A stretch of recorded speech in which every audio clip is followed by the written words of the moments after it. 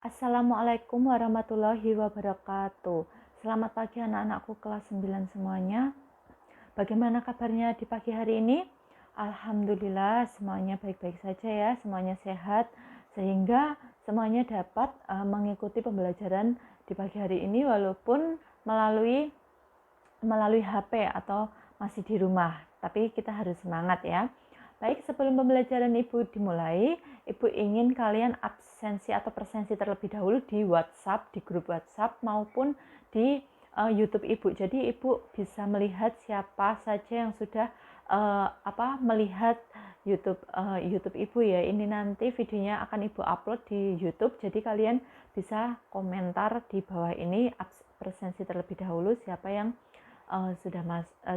sudah menonton video Ibu. Jadi Ibu bisa tahu siapa yang benar-benar sudah menonton video tersebut gitu ya.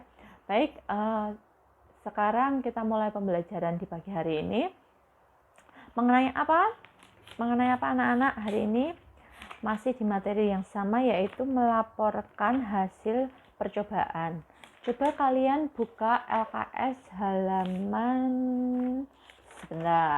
halaman berapa ya?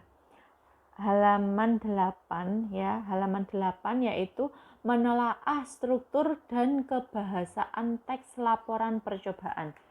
Nah, di sini teks laporan percobaan dibangun dengan struktur dan kebahasaan yang khas. Jadi, kali ini kamu akan belajar menelaah struktur dan kebahasaan teks laporan percobaan. Nah, yang pertama mencermati struktur teks laporan. Ya, karena di buku ini kurang lengkap, jadi Ibu akan menambahkan sedikit materi, lalu kalian dapat mencatatnya atau mempelajarinya ya. Oke. Baik, yang pertama tadi mencermati struktur teks laporan. Apa itu struktur teks laporan percobaan? Ada yang tahu? Baik, Ibu akan langsung saja ke pengertiannya. Struktur teks laporan percobaan merupakan bagian-bagian yang menjadi bangunan teks laporan percobaan. Struktur teks laporan percobaan antara lain sebagai berikut. Yang pertama, pernyataan umum. Pernyataan umum berisi gambaran serta tujuan sesuatu yang dibahas secara rinci. Yang kedua, uraian. Uraian berisi tentang alat dan bahan serta prosedur percobaan, hasil, dan kesimpulan mengenai sesuatu yang sedang dibahas. Nah, baik. Bisa lebih lanjutnya lagi yaitu tadi apa struktur teks laporan itu adanya judul, lalu adanya tujuan, yang kedua tujuan, lalu yang ketiga adanya bahan dan alat, yang keempat langkah-langkah kegiatan, yang kelima hasil percobaan, dan yang keenam adalah simpulan. Ibu rasa itu sudah Ibu jelaskan di minggu yang lalu, kita hanya perinciannya saja. Lalu kemudian yang materi selanjutnya yaitu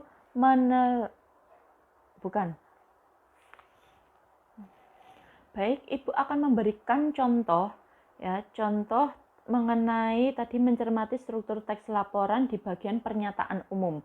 Ya, pernyataan umum itu yang seperti apa sih? Nah, Ibu akan memberikan contoh.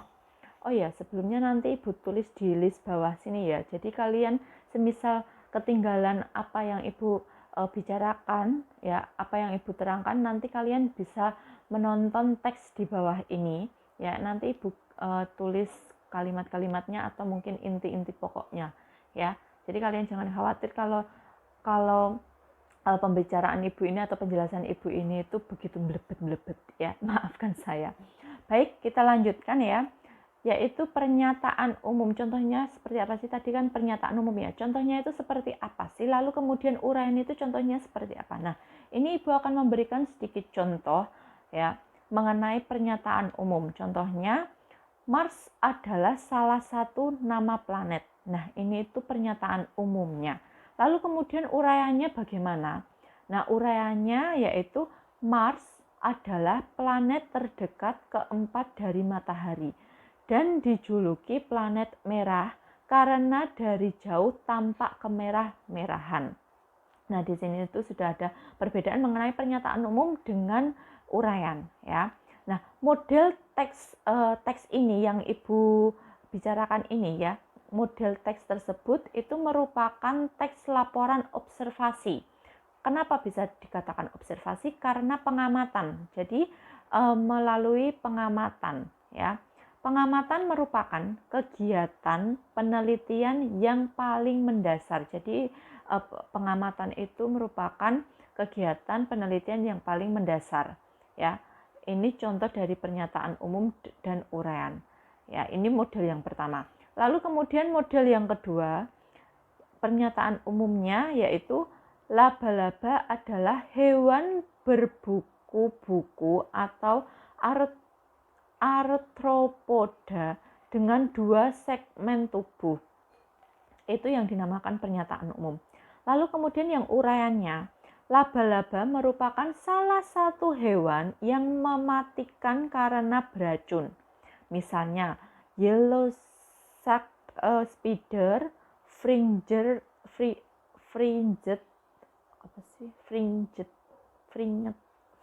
ya. Maaf kalau misal Ibu salah-salah dalam mengucapkan kata ya. Fringed ornamental tarantula ya. Terus lalu kemudian wolf spider dan lain sebagainya. Nah, ini tuh yang dinamakan uraiannya. Lalu kemudian penampilan itu 2 segmen tubuh, 4 pasang kaki tak bersayap dan tak memiliki mulut pengunyah. Nah, ini tuh penampilannya.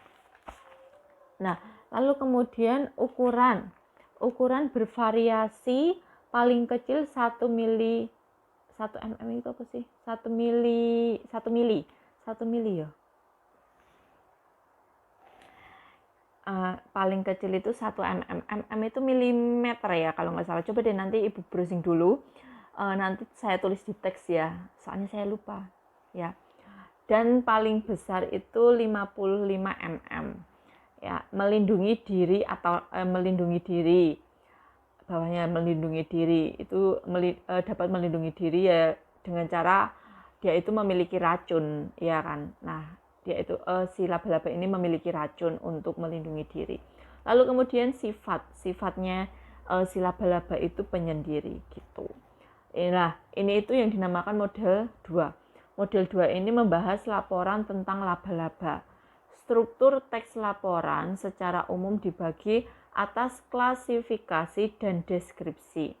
Mutu teks laporan berdasarkan kejelasan klasifikasi atau pernyataan umum dan kecakupan deskripsi atau uraian. Nah, jadi adanya kejelasan mengenai pernyataan umum tadi sudah ada, lalu juga adanya uraian gitu ya. Lalu kemudian yang selanjutnya, baik anak-anak, kita lanjutkan ke materi selanjutnya yaitu menelaah kebahasaan teks laporan. Nah, unsur kebahasaan atau ciri kebahasaan dalam teks laporan percobaan yang pertama, terdapat aspek umum atau kelompok seperti transportasi umum, kendaraan roda 2, mamalia, unggas, reptilian, dan sebagainya. Lalu yang kedua, terdapat kata tugas hubungan logis. Kata tugas adalah kata yang hanya memiliki arti gramatikal dan tidak memiliki makna leksikal, sehingga maknanya bisa menjadi jelas jika dihubungkan dengan kata lain. Baik, lalu kemudian yang ketiga, terdapat kata tugas untuk menjaga tulisan koheren seperti maka, ketika, dan sebagainya. Nah, kata tugas merupakan kata hubung. Contohnya, dan, tetapi, sementara itu, sedangkan, selanjutnya, dan lain yaitu juga termasuk ya. Nah, dan lain sebagainya. Contohnya ya, Rena dan Mira sedang mengadakan uji coba kandungan protein pada tempe. Nah, itu contohnya. Lalu kata yang kedua, kalimat yang kedua, contohnya kakaknya rajin tetapi adiknya malas. Nah, di sini tuh kata hubungnya yang mana? Tetapi. Nah, dan lain sebagainya ya. Saya hanya memberikan 2 contoh saja.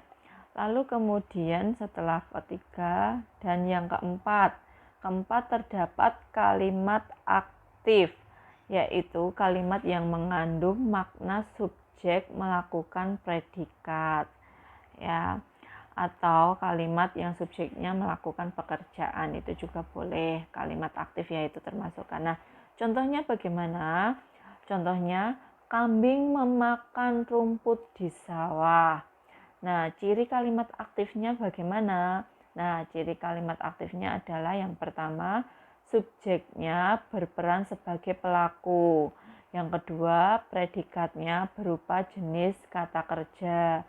Dan yang ketiga, mempunyai pola SPO atau juga bisa SPOK, yaitu apa? Subjek, predikat, objek, dan keterangan. Nah, beberapa jenis kalimat aktif antara lain ada 2. Ya, kalimat aktif itu ada jenis kalimat aktif itu ada 2. Yang pertama, kalimat aktif transitif.